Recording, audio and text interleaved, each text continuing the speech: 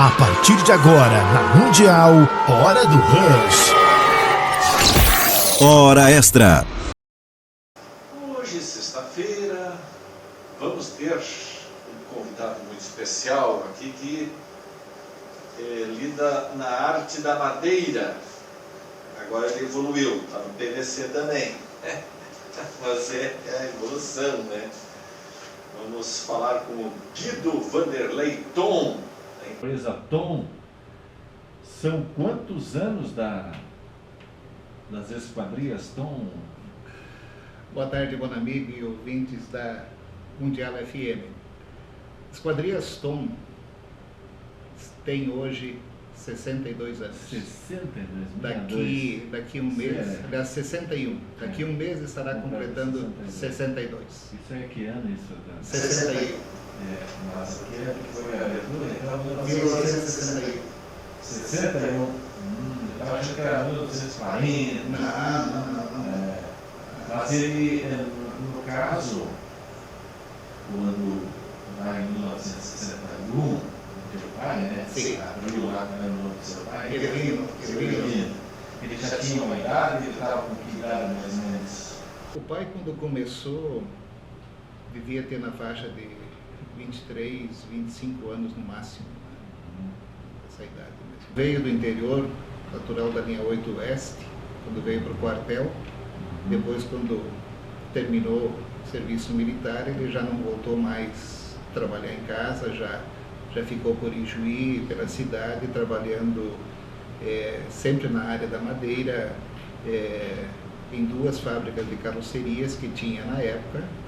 E depois ele e um sócio abriram uma carpintaria e depois, em 1961, o pai, com a ajuda do vô, comprou terreno,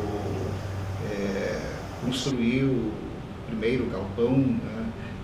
Comprou maquinário e no dia 4 de setembro de 1961 começou realmente a trabalhar, a produzir. Tá, como é que era o nome do avô?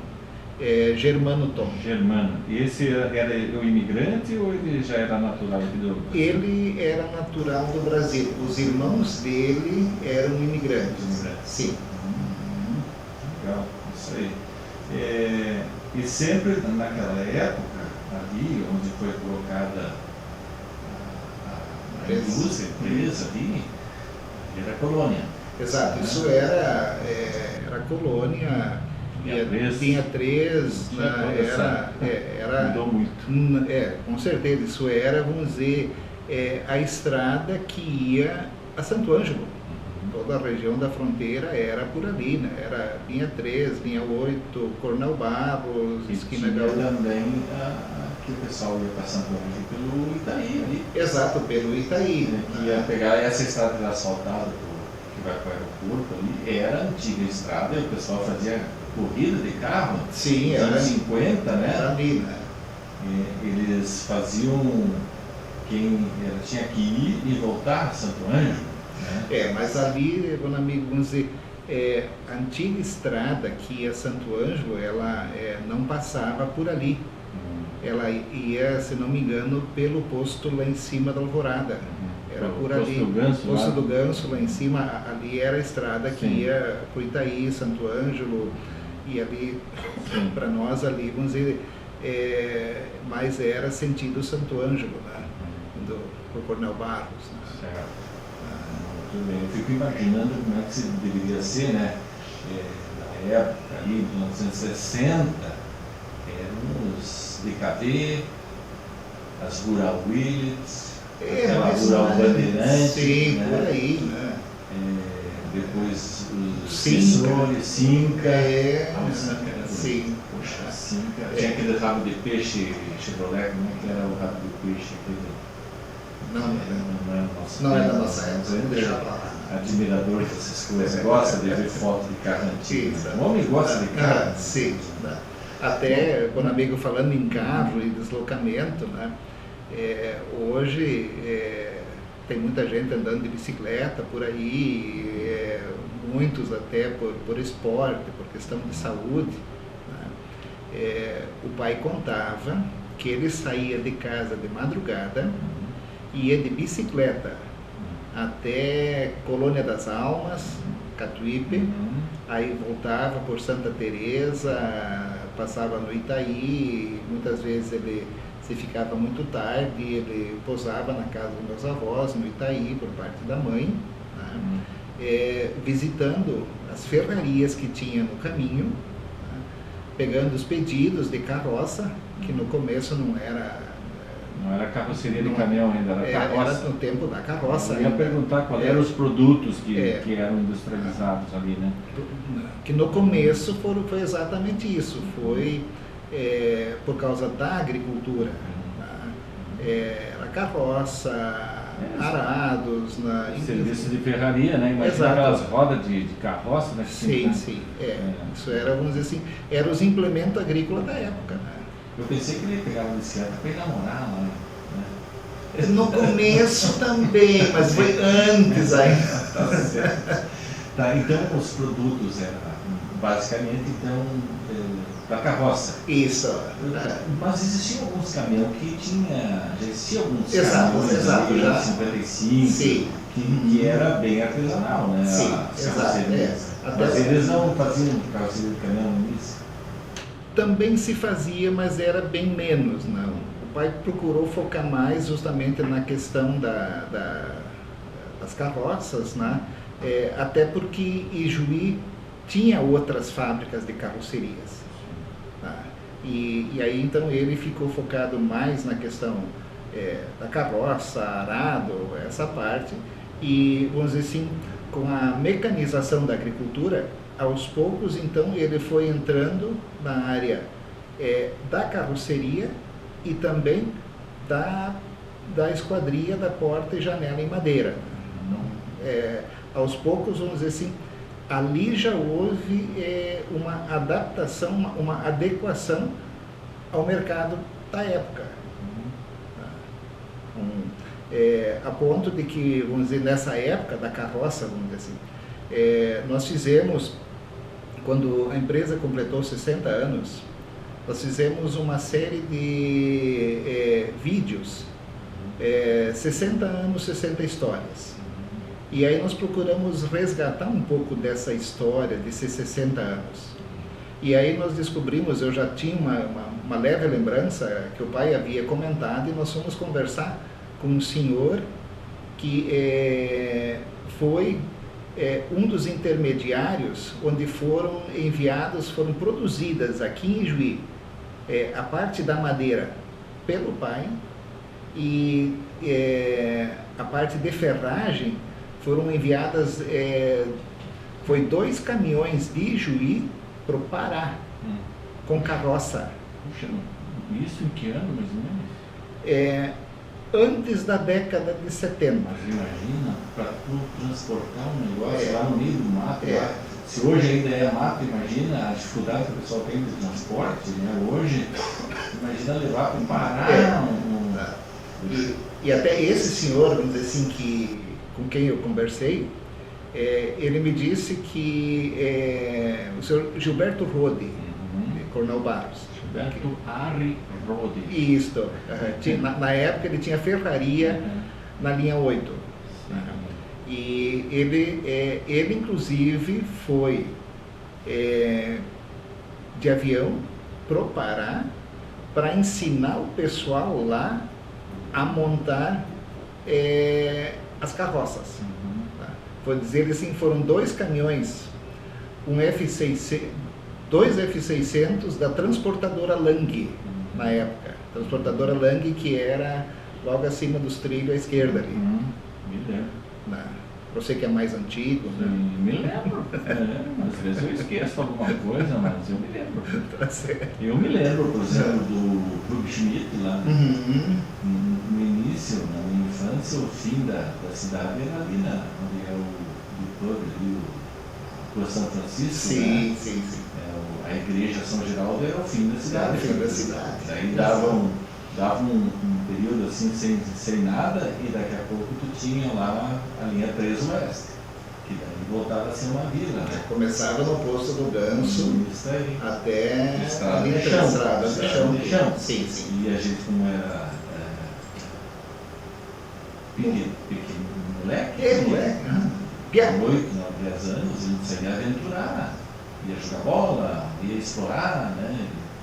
E eu me lembro, e ali tinha o bosque dos capuchinhos, era um medo, para tu atravessar ali, tu tinha que ser muito corajoso. Macho. E eu me lembro de tudo isso aí, né? São bons tempos de infância. Exato. O pessoal nem imagina como era a cidade, e isso não é muito tempo atrás não, né? Menos de 50 anos, né? 50 anos, né? Que Juí cresceu, né?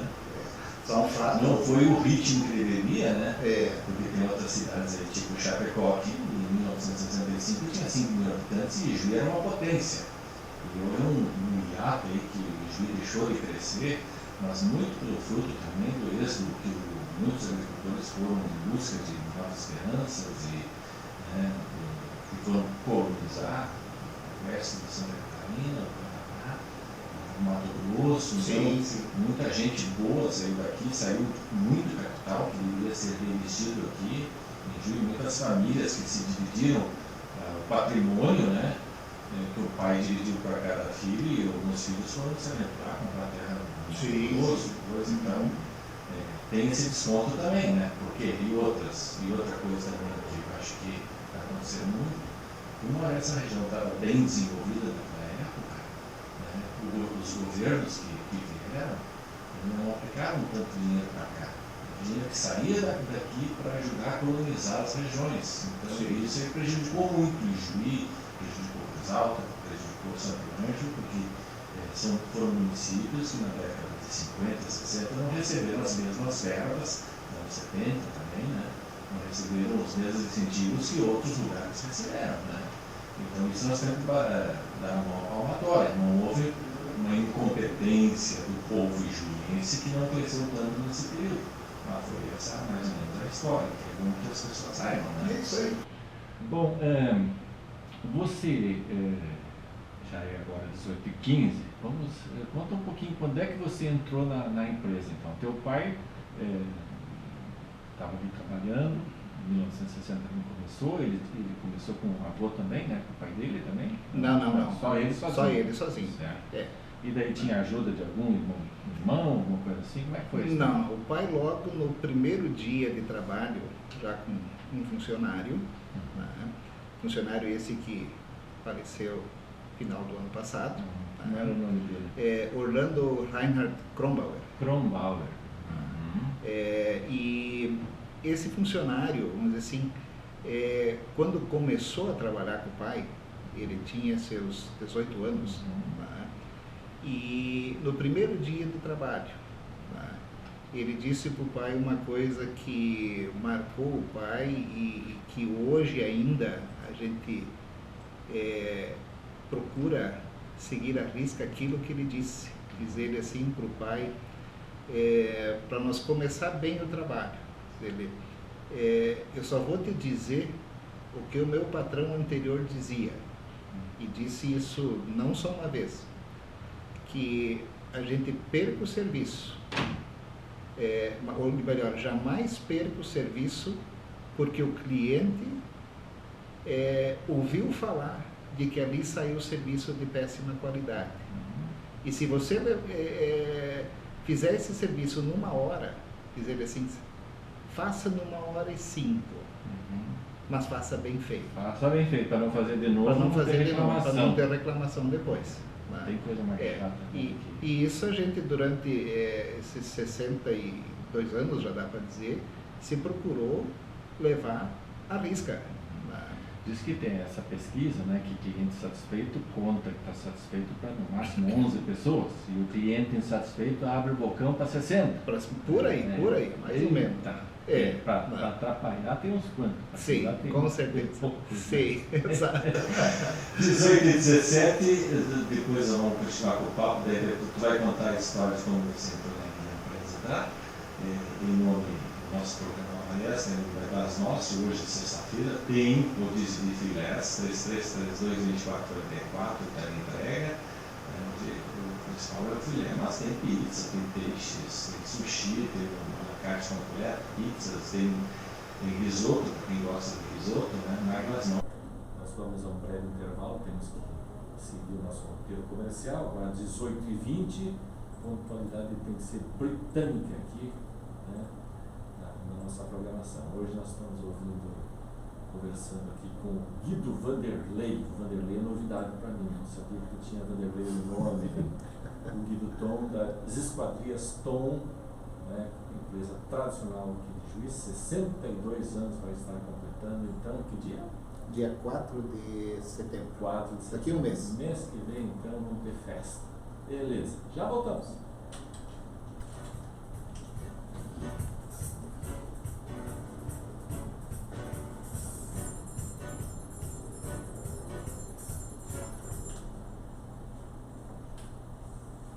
Às 8h24, estamos com Hora Extra aqui na Mundial.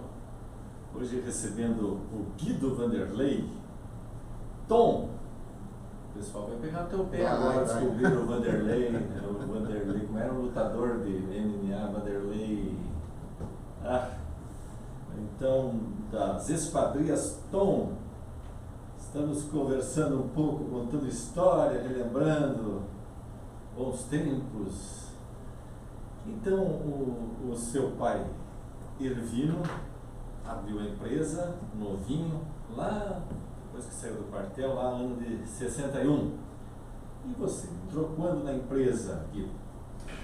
Bom, meu amigo, a minha história, ou a história dos filhos do pai na empresa, hoje a justiça não deixa. Nós vamos dizer, desde criança, contam de que... 9 anos, se você botar uma criança trabalhar na empresa da própria família, você vai processar. O Orlando contava de que eu não tinha 2 anos, eu ia junto, o pai me botava num cesto daqueles de taquara e levava junto para dentro da carpintaria. Então, vamos dizer, desde cedo ele foi... aprendendo a trabalhar, a fazer... Brinquedo era as ferramentas. Exato, o brinquedo, o prego, o martelo, saía com o dedo roxo, mas vamos dizer assim. Legal. Mas um fato que me marcou, meu amigo, apesar de sempre estar envolvido dentro da empresa, ajudando o pai, vamos dizer assim, nos horários que não tinha aula, foi quando eu terminei o primeiro grau na época e voltei para casa feliz da vida. Agora eu vou trabalhar com o pai em casa. Estava formado no primeiro grau. Agora eu vou trabalhar. Onde que você estudou, Guido? Primeiro na Emanuel e depois no Puzijuí. Isso. E depois no CAP. Sim, CAP você foi colega do Paulo, não? Isso, colega do Paulo Bonamigo, Paulo Bonamigo, Altair, que morava ali. Você foi freguês do Paulo? Mais ou menos. Perdia todos dela. Com certeza. Sim, exato. Na fera no futebol. Quando você lembra do Altair também? Qual é o sobrenome do Altair? Não me lembro. Você lembra de mim? Não. Pois eu era um pirralho. Aquele toquinho. Carequinha, porque a mãe, para economizar barbeiro, quando levava os filhos para cortar cabelo, era zero. Mais que zero. Exato. Estava na gilete quase. E daí eu era o que incomodava o Paulo, porque o Paulo tinha que me cuidar, ele queria jogar bola e eu tinha que me cuidar. Mas eu não aprendi a jogar com ele. Eu me lembro, o pai estava pintando uma carroceria, eu cheguei, pai, a partir de amanhã eu posso trabalhar em casa. E o pai disse, não senhor. Estudar. Não. Ele assim, tu vai trabalhar fora, tu vai aprender o que é ter um patrão na vida, o que é ser mandado. Certo. Senão ia ser aquela moleza. Exato, pai é pai, né? E no dia seguinte eu já saí procurar emprego, consegui logo. Fui na época talvez um dos primeiros funcionários quando a Cotrijuí fechou, transformou a cantina em mercado, nos fundos ali na José Simões Quembique ali. Ali perto do campinho, da piscina dos pobres. Isso ali. Depois fui trabalhar no RAS, na organização RAS, com o seu Bruno. E depois, bom amigo, saí, fui embora de Juí, fui estudar, me formei, morei uns anos no Mato Grosso. Eu fiz teologia. Teologia? Sim. Eu Por isso fui... você publica de vez em quando Isso, textos exato, no bíblicos de elevação, sim. relevo espiritual. Sim. Eu fui durante 10 anos pastor da Igreja Luterana. Né? Trabalhei 5 anos no Mato Grosso do Sul, em Amambai. E depois numa das cidades mais bonitas do Rio Grande do Sul, ao lado de Gramado, Nova Petrópolis. É linda mesmo. E em 92, o pai doente, problemas de depressão, a gente acabou voltando para Ijuí, junto com a Renate. A Renate é tua irmã? A minha Renate, minha irmã. Nós assumirmos a empresa. O pai disse, olha, vocês... A Renata é mais nova ou mais velha? É mais nova. A Renata, inclusive, já trabalhava com o pai. Então, quando eu voltei, nós assumimos a empresa e estamos tocando até hoje. Hoje, a terceira geração já está começando. Ela casou, só teve um sobrenome diferente? Exato. Renate Tom Fritzel. Fritzel? Isso. Parente do veterinário Fritzel? Não, acho que... Não, é o mesmo sobrenome, mas não sei se são parentes, são meio de longe. Sim. Daí, no caso, o esposo da Renate também trabalha na empresa? Também trabalha na empresa, o Rubim. Isso. Mais um que deve ser fortinho para carregar a porta, exato. Mais um de peso lá, não precisamos gente de peso lá. Imagina que vai de salada de batata e maionese, essas coisas para manter toda essa elegância assim forte. Quando vão para fora o prejuízo é grande. Essa é a vantagem, que vocês têm muito cliente do interior, né? O pessoal do agronegócio é dono direto, né? E daí o bom que vai fazer obra no interior volta para a feira pronta, né? Ovos, queijo, salame. Não, mas acho que não é mais tanto. Não vamos ver, mas antigamente, mas tu pegar qualquer um da geração que tenha mais de 60 anos, existe uma tradição, né, do pessoal do interior. Se tu vai visitar alguém do interior, tu não volta de mãos vazias, nem que tu volta com um saco de laranja, de bergamota, umas mandioca. Isso é a tradição. Ninguém pode sair da casa de alguém do interior sem sair com uma lembrancinha. Isso acontecia muito com um amigo na minha época de pastor. Certo. Aí sim, aí na visita o pessoal do interior, o carro vinha cheio. Era milho verde. Milho verde, salame. Não precisava nem parar na estrada. Tem gente que adora fazer passeio do interior para ir visitar os milho verdes. Até bom amigo falei que o pessoal trabalhar no interior hoje, provavelmente segunda ou terça, uma equipe nossa estava trabalhando no interior de Tupã, perto de Capão do Cipó. E semana passada a gente foi ver uma obra, nós fechamos uma obra em interior de Itacurubi. Então a gente tem muita clientela. Exato. Aquela região ali, a região alta, né? Esse Rio Grande é belo, bonito, grande, né? E tem cada passeio que dá para fazer. Eu fico às vezes abismado com as pessoas que perdem seus tempos na frente das telinhas de computador, de telefone celular, essas coisas, e deixam de ter às vezes um sábado, um domingo, e fazer um passeio. Isso. Mas, bom, então daí você voltou para ajudar o seu pai com a sua irmã, vocês fizeram uma nova sociedade ou continuaram tocando o teu pai? A empresa Ervino Tom, ela, vamos dizer assim, ela encerrou suas atividades dia 31 de dezembro de 92, e início de 93 surge Esquadrias Tom Limitada.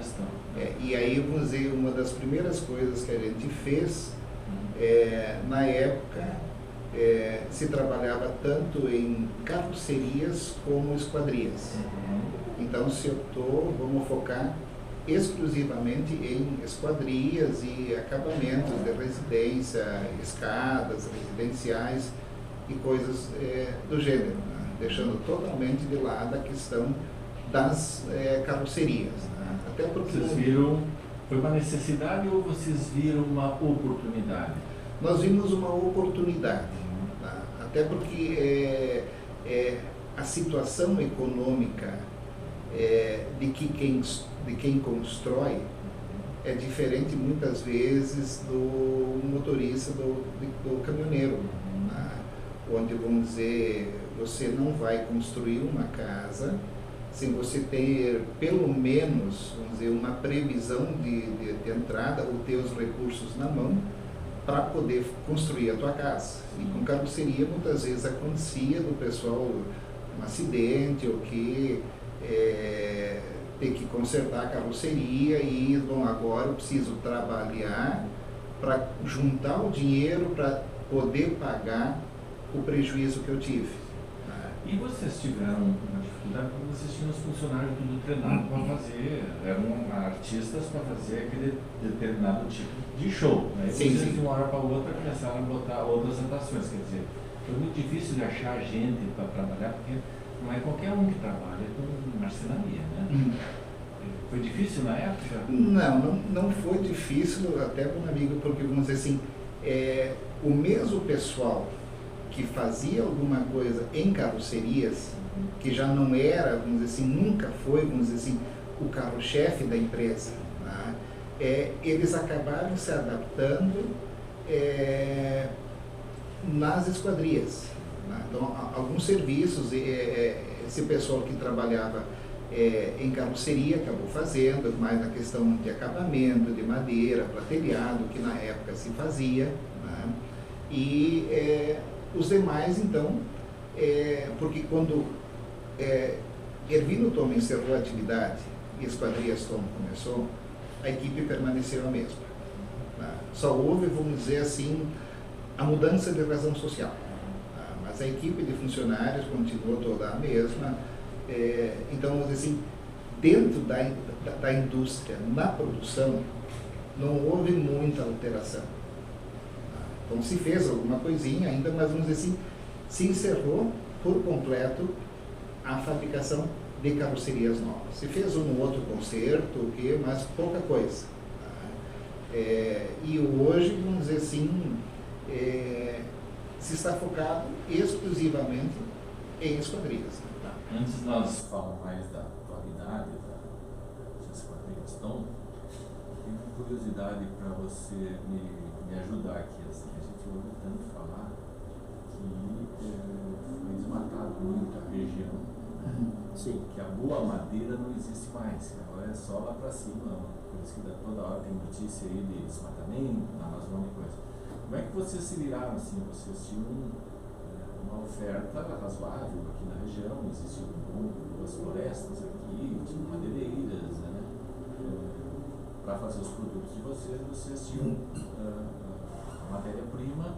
Como é que vocês sentiram isso aí? Realmente ou é mito? É verdade ou é mito que houve desmatamento, que não houve, o pessoal não cuidou tanto como deveria cuidar? E como ficou a dificuldade para trazer madeira de longe para cá? Isso, como amigo, estudo são ciclos e, vamos dizer assim, é consequência do progresso, onde, por exemplo, o pai contava, quando ele trabalhava numa fábrica de carrocerias que tinha aqui em Juí, o mato onde eles buscavam a madeira deles é onde hoje se localiza o Hospital do Unimed. Bem pertinho aqui. Exato. E aos poucos, vamos dizer assim, se foi indo mais longe. Quando nós assumimos, por exemplo, boa parte da madeira que era consumida na época vinha já Santa Catarina, ali da região da costa do Uruguai, aquela região, alguma coisa vinha do Paraguai, tá? E aos poucos, até por questão de conseguir uma madeira com qualidade melhor, se começou a buscar madeira no Mato Grosso, tá? E onde hoje nossos principais fornecedores são Mato Grosso, Rondônia, durante muitos anos se trouxe muita madeira do Pará, através de um parceiro que a gente tinha que subia para o Pará e descia com madeira para nós.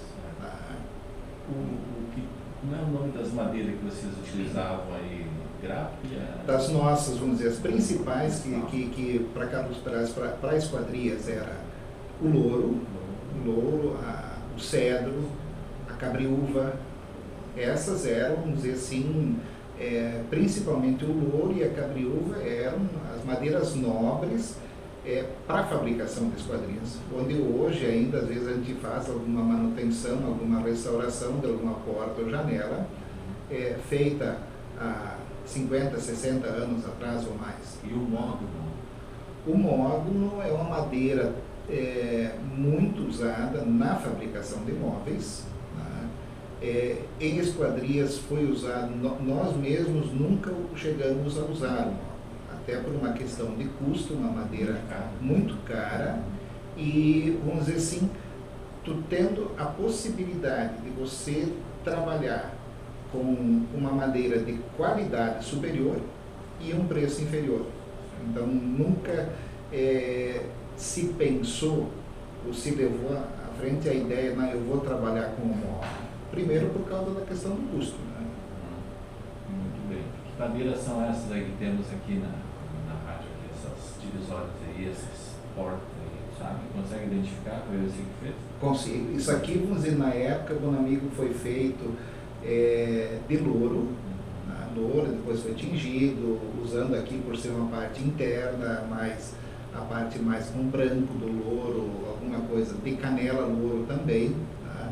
Mas principalmente o louro que era usado a parte do branco, ou brancal, como se diz, no caso em esquadrias internas. Você chegou a ver alguma vez, tinha uma foto muito famosa dos imigrantes Brendler, que eles estão assim, tipo num carretão, tudo bom, carregando uma árvore muito grande. Você chegou a ver essa foto? Sim, eu vi. E que árvore será que era aquela? Aquilo ali provavelmente deve ser um pinheiro. Pinheiro? Havia o próprio cedro, que era uma madeira que dava grossa, o ouro já era um pouco mais fino. O pessoal mais novo talvez não se lembra da Brendler e companhia, mas o pessoal já de uns 40 anos, 50 anos se lembra. Você se lembra? Seu comércio. Quando comércio não eu me lembro até do comercial. Onde é que tu comprou? No Brendler. Sim. Bom, Guido, vamos fazer um breve intervalo e você vai ter direito, já que você vai ficar um pouco mais conosco, que vamos te castigar hoje. Tem problema. Tu gosta de rádio, eu sei que tu gosta de rádio, gosta de falar. Sim. Eu tô ficando que nem aquele humorista com meu... Não vou contar, mas como tu é muito querido, eu vou contar. O gaúcho... O gaúcho... Hã? O gaúcho que aparece no Praça Nossa lá... O guri do Uruguaiana? Não, o guri do Uruguaiana não, é o outro agora, o novo lá. O Galdense. Você vê que começa a história, começa a mexer com o velho da Praça Nossa lá e diz que não vai contar, mas ele não se segura, ele tem que contar. Gaúcho fofoqueiro, mas vai ter direito a pedir uma música, então. Tu gosta de quem? Do Bem Mato Grosso, né? Bem Mato Grosso, Rosa de Hiroshima. É porque tem Mato Grosso no nome, né? Não, esse é do tempo de faculdade. Ah, tá. O que tem a ver? Que ano que foi isso aí? Isso foi final da década de 70, início de 80, onde nós, com um grupo de teatro, de seminário, nós apresentamos uma peça chamada O Homem, que mostrava toda a evolução do ser humano. Você fez teatro? Sim. Não é possível que você era artista também? Mais arteiro que artista. É porque a Globo não te descobriu, senão você teria ido para o Rio de Janeiro. Eu não teria voltado aqui. Exato. Então vamos ouvir Secos e Molhados, Rosas de Hiroshima, e já voltamos para finalizar nossa conversa com o Guido Tom, Esquadrias Tom. O seu fim de tarde, hora extra, música e entretenimento. tempo passa, 18h47. Ó, a temperatura 24 graus. Jarrão já está na audiência, obrigado, Jarrão. Grande Guido, mandou um abraço para ti também. Obrigado. Ele está feliz que hoje não vai ter Santiago, viu? Hoje é o Santo Arnaldo Tex com show de bandas. Estamos na escuta, gurizada. Abraço aí pro Guido Tom. Não mandou o nome aqui, mas pela foto eu não reconheço. Vandeco Garzela. Grande amigo. Conhece o Vandeco? Conheço. Velhas Califórnia? Sim. Ele também lida com madeira. Sim, carrocerias. Carrocerias. Não são concorrentes. Não. Um ajuda o outro. Isso. Falta um prego. Aham. Tá faltando meia dúzia de prego, me manda aí, por favor. Isso aí. Estamos recebendo o Guido Tom, está fazendo o programa hoje, com o Bona aqui, sendo investigado pelo Bona. O Bona é o inquisidor aqui, o inspetor que usou pantera cor-de-rosa. O Guido Tom, então, vai falar um pouco da atualidade.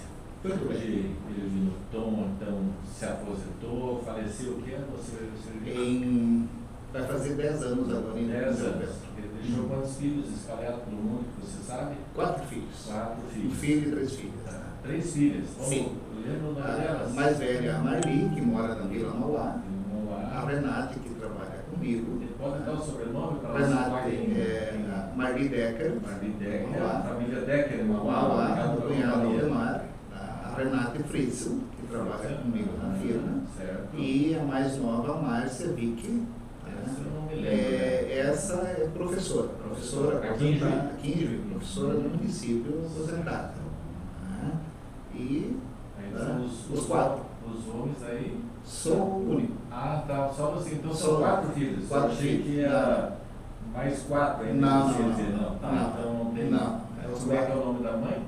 Elzira Tom. Elzira Tom. Mãe com 86 anos. Está com 86. 86 anos. Muito bem. Está firme na paçoca, então. Está estudando a rádio? Não. A mãe está com princípio de Alzheimer. A situação já não é fácil. E o pessoal de antigamente Sim. se judiaram bastante. Exato, cuidando muito das coisas. Nós temos que torcer para quando chegar a nossa vez, existir o exoesqueleto, Exato. que carregue a gente, né? Então tem que conservar a cabeça ainda, né? A cabeça tem que ficar firme para nós podermos usufruir do exoesqueleto, que eu acho que provavelmente vai é o que nos levar por aí. A Alexia não vai resolver o nosso problema. Alexa? Boa noite, Alexa. Tá preguiçosa ela. Está de greve contigo. Tá de greve. Alexa, magoou. This might answer your question. Ó. Mangifera indica, commonly known as mango, is a species of flowering plant in the family Anacardiaceae. Não dá para puxar assunto com ela. Não. Bom, então vamos falar sobre a atualidade, então. Quantos funcionários vocês estão lá hoje? Hoje nós estamos no total uma equipe em torno de 18 pessoas, 18 pessoas trabalhando na empresa. O carro-chefe do produto? Hoje, Tom Esquadrias é conhecida pela madeira. Mas hoje, muito no PVC, nós há mais ou menos 4, 5 anos atrás, a gente começou a estudar mais a fundo a própria questão do PVC, quando a madeira começou a haver uma queda, principalmente em casas maiores e melhores, e onde o PVC estava começando a entrar um pouco mais forte.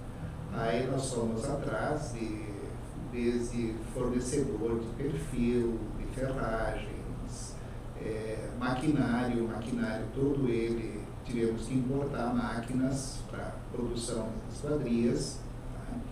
E tudo isso, bom amigo, nós tivemos o apoio do fornecedor do perfil, onde numa feira em São Paulo, onde nós estávamos justamente vendo isso, encontrei um senhor com quem nós havíamos viajado anos antes para a Alemanha, e onde ele me disse assim que a coisa mais bonita que tem é trabalhar com madeira, porque madeira é a mesma coisa que você trabalhar com Lego. Você vai montando as peças, com as mesmas peças você pode fazer um número infinito de jogos ou esculturas diferentes. E aí comentei com ele que nós estávamos ali por causa do PVC e ele nos indicou a Arquicentro. A Arquicentro é um importador, tá? O perfil nosso é todo ele, com a grande maioria deles é importado da China, produção própria da Arquicentro, tá? Mais extrusado na China, onde nós tivemos todo o apoio, todo o treinamento do pessoal e hoje ainda como parceiros nossos. Hoje se trabalha não apenas em Juí, mas toda a região e muitas vezes até obras mais longe. Por exemplo, há 3 anos atrás o pessoal foi para o Piauí montar esquadrias numa obra lá. Até onde alguém me perguntou assim, se nós simplesmente éramos revendedores de esquadrias. Não, nós temos a produção própria.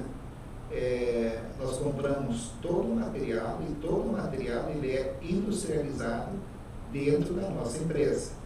Nós temos hoje técnicos especializados, treinados, onde antes de mais nada se procura junto com o cliente ver cada detalhe da obra dele, o que ficaria melhor desde a questão acústica, a questão térmica e principalmente na questão de praticidade, porque não adianta você ter uma esquadria, uma porta, uma janela na tua casa, mas que em questão de conforto é zero, onde você poderia ter feito aquela mesma esquadria dentro daquele mesmo vão, uma tipologia diferente, e onde ela te daria um conforto bem melhor. Onde muitas vezes o cliente nos pergunta o que fica melhor na minha casa, madeira ou PVC? Teve cliente que me disse, olha, na tua casa tu esquece madeira. Por quê? Por questão acústica. A casa que fica 50 metros dá 155. Beira da estrada, Beira da estrada? Beira da estrada. Barulho. Ônibus da Medianeira passando. Não, ali, eu vou até dizer o nome do cliente, o Fernando, ali do Santana, Motidos, né? Começando aqui na cidade. Aí, né? Exato, Uma segunda ali. Hoje, muitas vezes, nós temos até solucionado, ou tentado solucionar o problema da questão do barulho, substituindo ou adaptando dentro de uma janela de madeira, uma janela de PVC,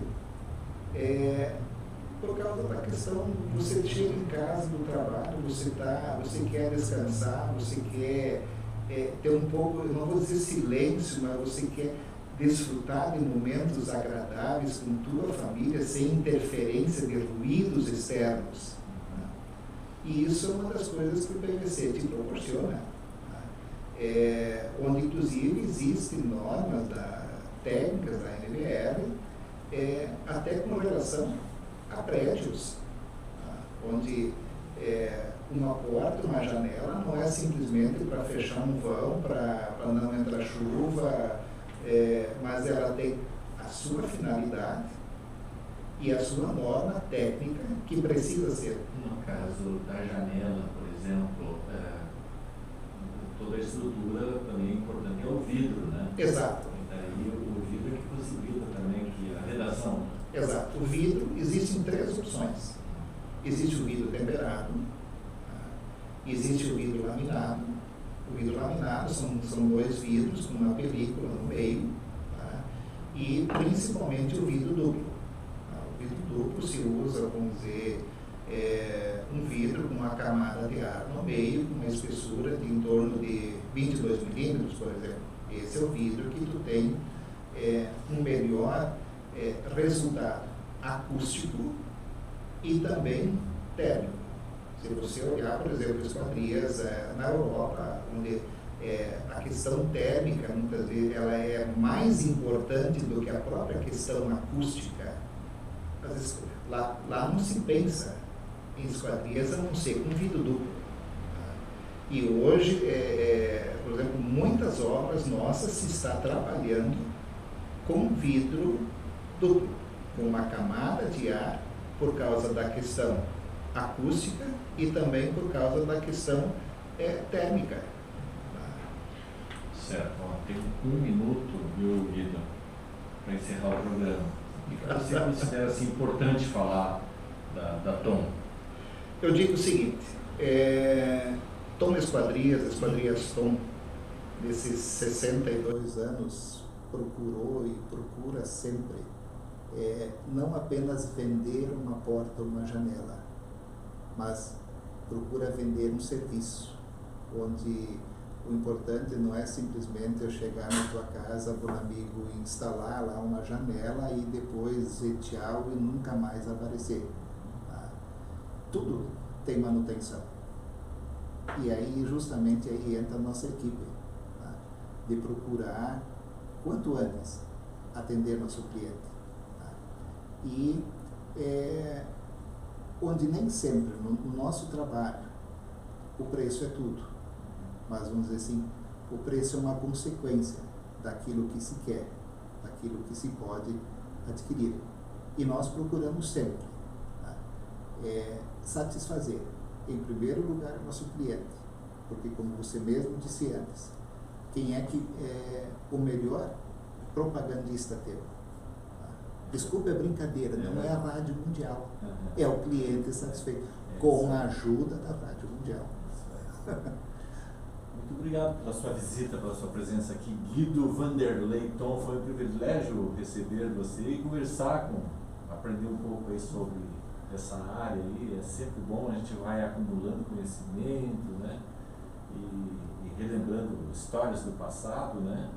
Foi muito legal essa prosa hoje para encerrar essa semana, sexta-feira, né? O pessoal, eu fico imaginando o pessoal tomando um mate, ouvindo a nossa conversa. Sim, né? sim.